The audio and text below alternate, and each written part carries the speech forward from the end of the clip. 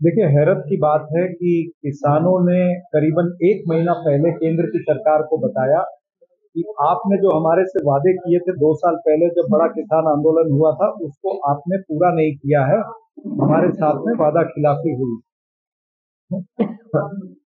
उस समय केंद्र की सरकार ने 1 साल तक प्रदर्शन चला था। 700 किसानों की मृत्यु हुई थी। किसानों पर गोलियां, लाठी सब चली थी और 1 साल के बाद में सरकार ने वादा किया था कि हम आपको एमएसपी के हिसाब से देंगे। P2 प्लस 50% स्वामीनाथन कमेटी ने जो एग्री किया था, हम उस हिसाब से आपके धान को, आपकी गेहूं को हम खरीदेंगे। अब स्वामीनाथन जी को तो आप दे रहे हो भारत रत्न पुरस्कार, लेकिन स्वामीनाथन जी की रिपोर्ट के तहत जो आपने वादे किए थे, उन वादों को पूरा नहीं कर रहे हो, वादा खिलाफी कर रहे हो, ये एक चीज। दूसरी, किसानों की मांग है कि जो उनके ऊपर इलेक्ट्रिसिटी अधिनियम कानून लाया, उसको रद्द किया जाए। जो उनके ऊपर पुराने केसेस है, उनको हटा दिया जाए। फिर जो लखीमपुर खीरी के अंदर जो 4 किसानों की मृत्यु हुई, उनको उनको न्याय मिलना चाहिए। ये तमाम सारे मुद्दों को लेकर के बैठे हैं, लेकिन आज हम क्या देख रहे हैं कि उन्हीं किसानों के रास्ते में कील बिछाए जा रहे हैं, बोल्डर बिछाए जा रहे हैं, उनके ऊपर पानी की बौछार हो रही है, टीयर गैस छोड़ी जा रही है। तो ये सारी चीजें जो है ये गलत है।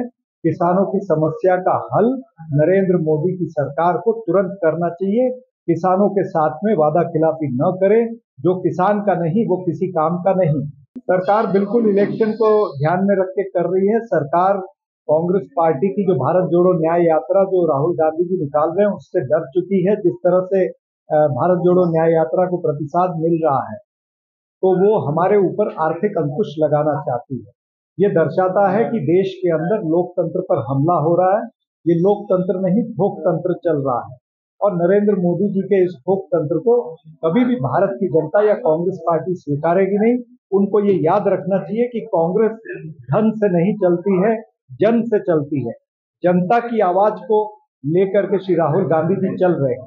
इनकम टैक्स ने अकाउंट फ्रीज किए, उसके बाद में हमने आज जब ट्रिब्यूनल में अपील करी, तो उन्होंने हमारा अकाउंट तो खोला, लेकिन उन्होंने एक शर्त लगा दी कि 115 करोड़ रुपए उस अकाउंट में हमेशा रखने पड़ेंगे। अब 115 करोड़ रुपए उस अकाउंट में है भी नहीं, और ये अकाउंट में जो पैसे आ रहे हैं वो क्राउड फंडिंग हो रही है। बिल्कुल लेजिटिमेट पैसा है, लीगल पैसा है, उसका अकाउंट है। ये आईटी के पास में पूरा उस चीज का रिकॉर्ड है।